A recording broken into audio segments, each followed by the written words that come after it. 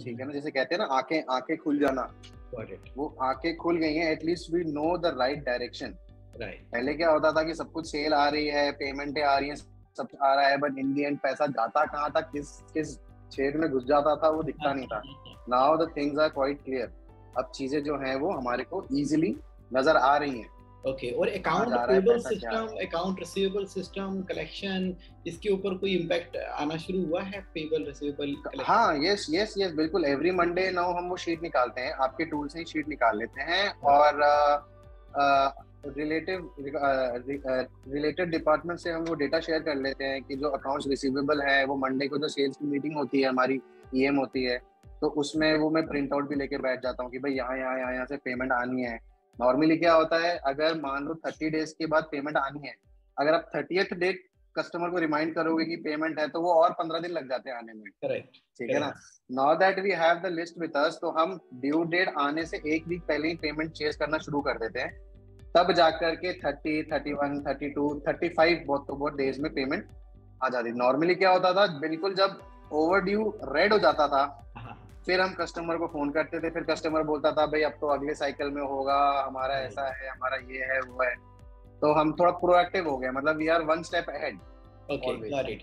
Business model, जिस तरीके से आप बिजनेस कर रहे हो, बिजनेस मॉडल में कुछ शिफ्ट किया, इम्प्रूवमेंट किया, कोई डिफरेंस आया बिजनेस मॉडल करने के तरीके में?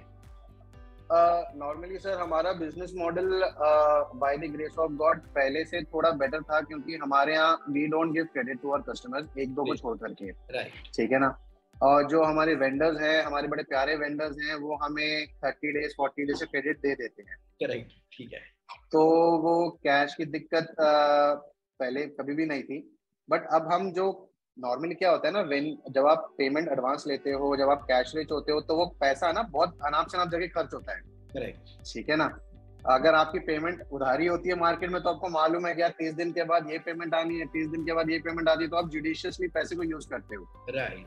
बट मैंने क्या देखा था, जब आप कैश रिच होते हो, जब आपके पास पेमेंट एडवांस होती है और देनी 60 दिन में होती है, तो आप वो अवेलेबल फंड को मिसयूज करते हो। करेक्ट। अच्छा चल ये खरीद ले, चल वो खरीद ले, मशीन लगा ले, एसी टांग ले, सब कुछ कर लो। बट हमने जो अवेलेबल कैश फ्लो मॉडल के हिसाब से फिर हमने चीजों को ऑप्टिमाइज किया कि भाई ठीक है, पैसा है हमारे पास, बट इसको जुडिशियसली यूज करो।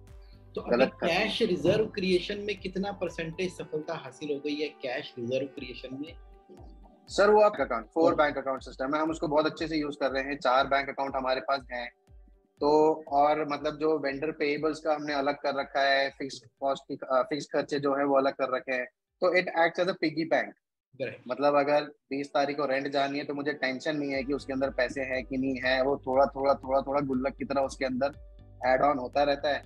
और 20 तारीख को सब चले जाते हैं। जैसे 7 तारीख को सैलरी देनी होती है, तो हम सैलरी अकाउंट में वो हर पेमेंट का एक परसेंटेज हमने डिफाइन कर रखा है, उसके अंदर डालते रहते हैं। तो वो बढ़ता ही रहता है, बढ़ता ही रहता है। Got it. बजट अब बनना शुरू हो गया है या बनाना है बजट अभी? Everything is budgeted now. मतलब मुझे मालूम है, मतलब इस महीने मेरे को कोई सरप्राइज खर्चा मेरे सामने खड़ा नहीं होने वाला। ठीक है, ठीक है ना। ठीक है।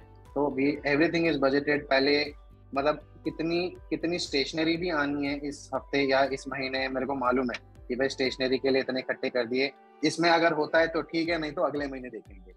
ठीक है। एनुअल कंप्लायंस कैलेंडर पेस्टेड है कहीं पे, फिजिकल पेस्टेड है? अकाउंट बिल्कुल है आपका। हमारा वो जेएसए ऑनलाइन का ब्रांडिंग भी हो रही है साथ के साथ, जेएसए ऑनलाइन की। और हमने वो चिपका भी रखा है अकाउंट्स डिपार्टमेंट में। Great great. तो यहाँ अब मैं जानना चाहूंगा कि जो फाइनेंशियल समरी अब वो सिस्टम से ऑटोमेटिकली बन रही है? बिल्कुल बिल्कुल। हमने टैली में टीसीपी फाइल्स अपलोड हो रखी है हमारे पास, और बहुत मिनिमम डेटा मैनुअली एंट्री करना पड़ता है हमें। ठीक है।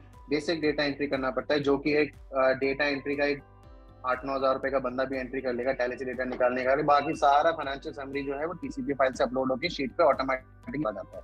ठीक है। तो वो ऑटोमेशन में भी काफी अच्छा है। It is good.